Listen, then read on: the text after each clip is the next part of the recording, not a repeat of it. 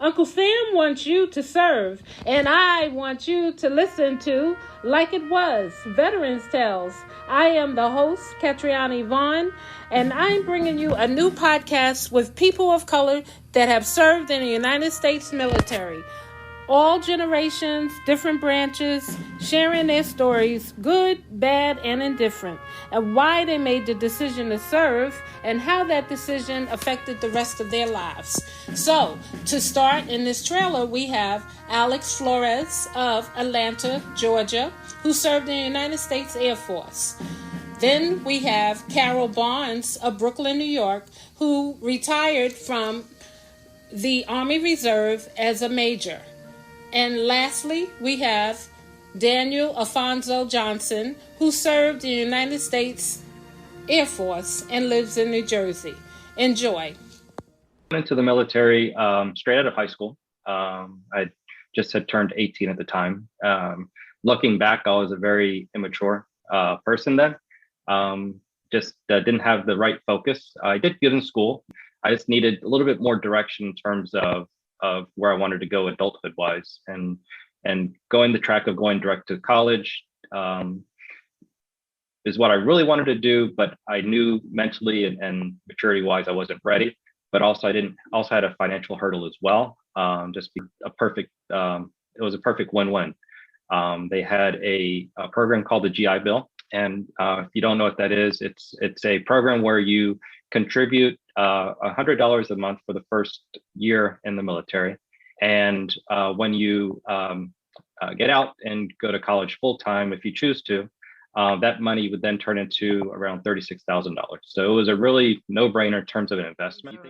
My interest in going into the military actually was like during the Vietnam era. I was in high school, coming out of high school. It was the draft, but not for females. I just wanted to be in the military. I wanted to serve. I wanted to do something for my country. Mainly, understand history of Blacks. We was in every part of the era in the early 80s. I was able to be in a general hospital, then transfer over to a combat support hospital at Fort Hood, Fort Drum, Fort Sam Houston, and then work in many capacity in the hospital. I went from a second lieutenant, retired as a major.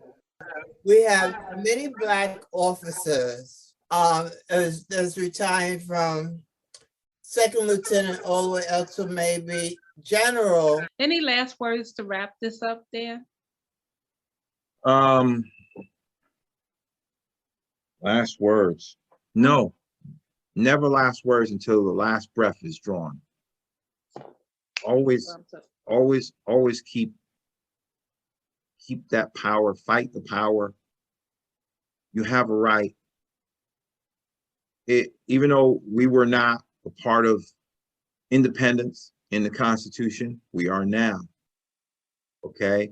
And that's the anger for a lot of people in power, thinking they're gonna lose the power. But you're not going to lose the power. That's a waste of thought and time and energy. Combine and become. What is it going to take another world war for us to become a team? Some people go, oh, they're not on our team. They don't care about us. But you have to be in it to make them care about you, or you got to get involved. You know, you can't think that the ivory steps to the Capitol don't involve you. Get your asses in there. Let's hear it for our veterans. Come back next month to join me as I bring you Like It Was Veterans Tales with me, Ketriana Yvonne, sharing intimate stories from veterans, people of color who have served in the military on all platforms: Brooklyn Free Speech TV, Brick Radio, podcasts, Spotify, SoundCloud, and all other podcast platforms. Thank you, and we'll see you next month.